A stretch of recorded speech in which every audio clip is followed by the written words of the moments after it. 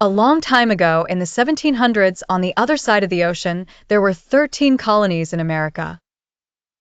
These colonies were each like small communities who were friends, but they were all ruled by a distant king called King George III, who lived far away in England. At that time, England wanted to collect money for itself, so it decided to make the colonists pay taxes.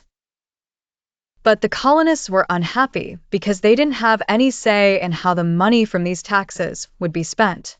They called this unfair and said, "No taxation without representation." This disagreement was the beginning of the American Revolution. The colonists decided they wanted to be free and govern themselves. Imagine a big argument that turns into a challenge, where both sides think they are right and are ready to fight to prove it. In 1775, things really heated up.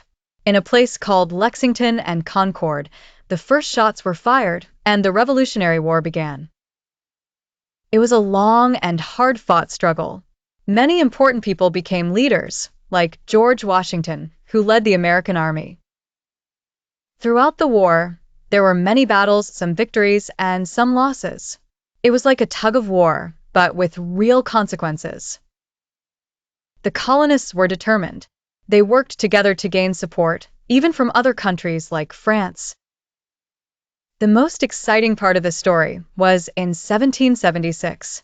The colonists decided it was time to make a big announcement. On July 4th, they wrote the Declaration of Independence, a very important letter in which they declared they were free from British rule.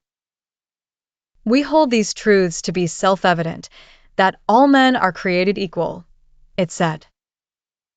After many more battles, the fighting ended in 1781 when the British Army was finally defeated.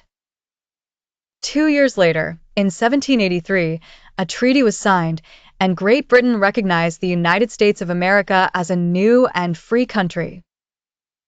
The American Revolution changed history. It showed the world that people can fight for their freedom and create a nation where they can make their own rules.